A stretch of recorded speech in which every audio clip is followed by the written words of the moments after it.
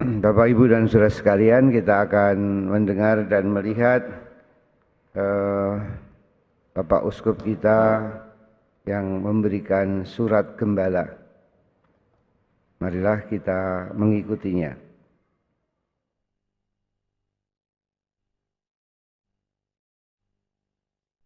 Para ibu dan bapak, para suster, bruder, frater, rekan-rekan imam, kaum muda, remaja, dan anak-anak yang terkasih di dalam Kristus. Pada hari Rabu Abu 14 Februari 2024 yang akan datang, kita akan memasuki masa Prapaskah. Masa Prapaskah adalah waktu khusus, waktu untuk mensyukuri kasih Allah yang begitu besar kepada kita. Waktu untuk menyadari diri kita di hadapan Tuhan dan kembali ke jati diri kita sebagai murid-murid Yesus. Masa Prapaskah akan bermuara pada pekan suci, saat kita diajak untuk mengikuti Yesus memasuki hari-hari terakhir hidupnya di dunia ini, menjalani sengsara, wafat demi kasihnya yang begitu besar kepada dunia, dan akhirnya bangkit dari antara orang mati.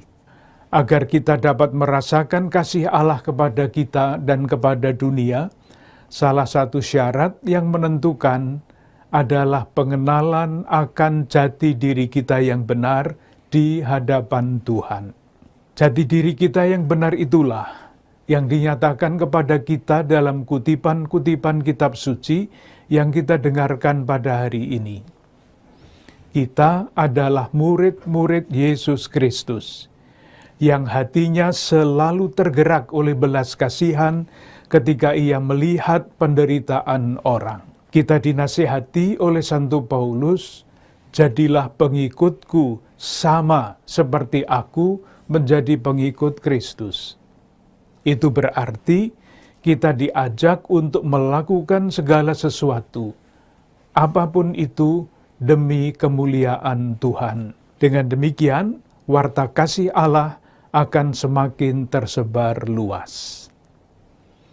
Saudari-saudaraku yang terkasih, sabda Tuhan itu dapat menjadi inspirasi untuk mendalami dan mewujudkan aksi nyata semangat solidaritas dan subsidiaritas yang menjadi perhatian khusus kita sebagai umat Katolik Keuskupan Agung Jakarta pada tahun 2024 ini. Tema ini tidak dapat dipisahkan dari tema arah dasar Keuskupan Agung Jakarta tahun-tahun sebelumnya, yakni hormat terhadap martabat manusia tahun 2022 dan kesejahteraan bersama tahun 2023. Solidaritas dan subsidiaritas adalah cara bertindak untuk menciptakan kesejahteraan bersama yang dilandaskan pada rasa hormat terhadap martabat manusia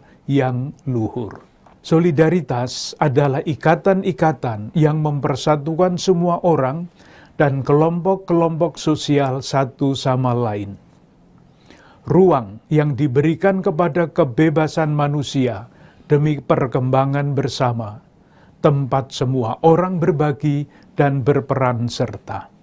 Prinsip solidaritas menunjukkan sifat sosial setiap pribadi manusia, kesetaraan semua orang dalam martabat dan hak-haknya, serta jalan bersama individu-individu dan bangsa-bangsa menuju kesatuan. Santo Yohanes Paulus II menyatakan bahwa solidaritas merupakan ketetapan hati yang kokoh untuk membaktikan diri demi kesejahteraan bersama.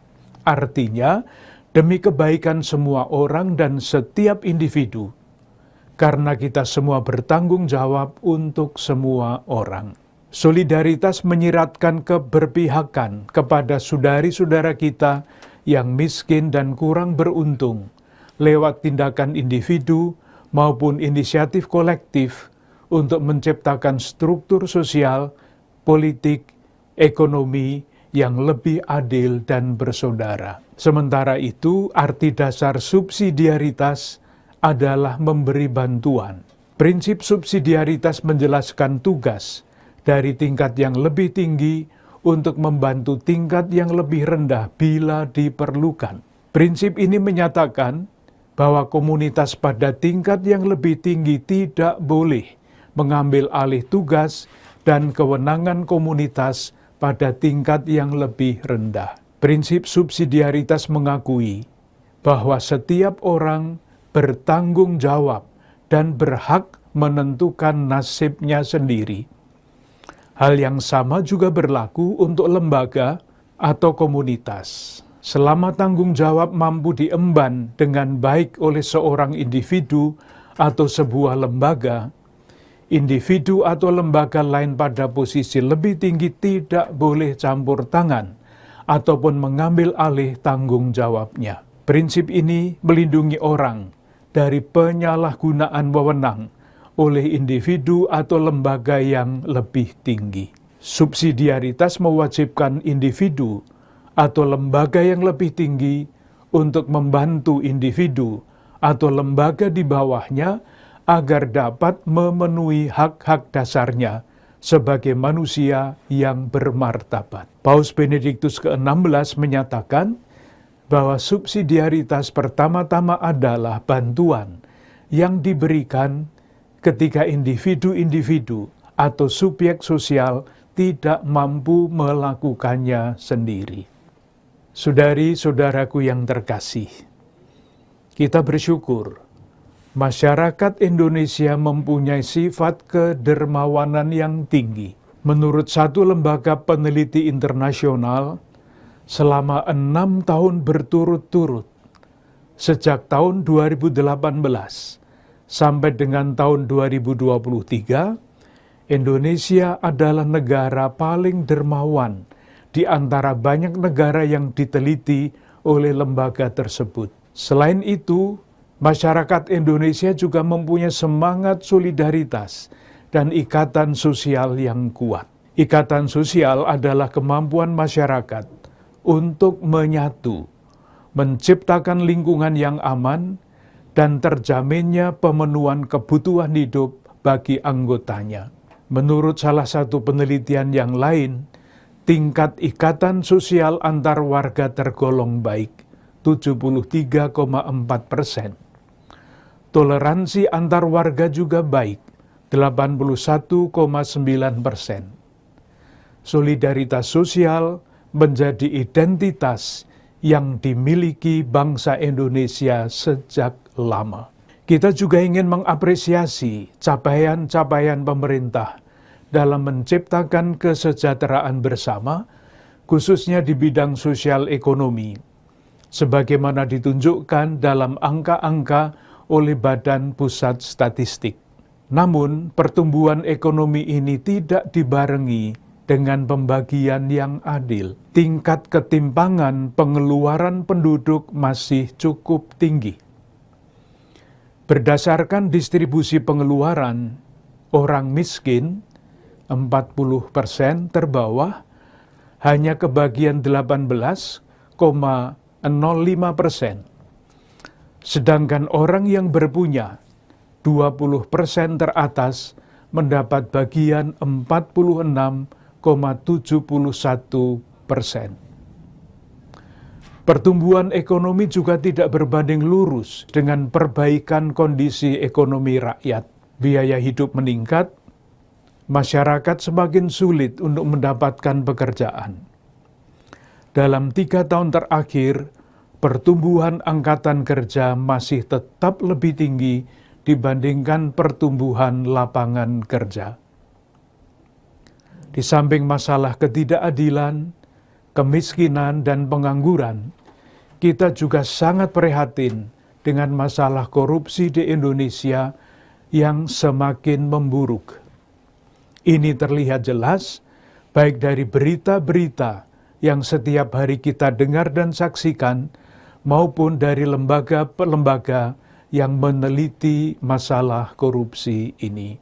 Saudari-saudaraku yang terkasih, tepat pada hari Rabu Abu yang akan datang, Indonesia akan melakukan pemilihan umum untuk memilih presiden dan wakil presiden, anggota Dewan Perwakilan Rakyat, serta anggota Dewan Perwakilan Daerah. Kita berharap pemimpin-pemimpin yang akan kita pilih adalah pribadi-pribadi yang sungguh bekerja untuk kesejahteraan bersama. Semangat solidaritas dan subsidiaritas sudah seharusnya menjadi dasar dalam membangun bangsa Indonesia agar tetap bersatu, mengupayakan masyarakat adil, makmur, sejahtera, dan damai, dengan terus menjunjung tinggi nilai-nilai demokrasi, penegakan hukum, dan hak-hak asasi manusia. Saya berharap umat Katolik dapat memilih calon-calon pemimpin baru yang memenuhi kriteria seperti yang disampaikan oleh para uskup yang bergabung dalam Konferensi Wali Gereja Indonesia, yakni memegang teguh Pancasila dan Undang-Undang Dasar 1945, menghormati kebinekaan, memiliki integritas, mengutamakan kepentingan nasional di atas kepentingan pribadi atau golongan, mempunyai keberpihakan kepada kaum kecil, lemah, miskin, tersingkir, difabel, memiliki rekam jejak yang terpuji, menjunjung tinggi martabat manusia, dan menjaga keutuhan alam ciptaan. Perbedaan pilihan hendaknya tidak memecah belah umat Katolik, khususnya dan masyarakat Indonesia pada umumnya.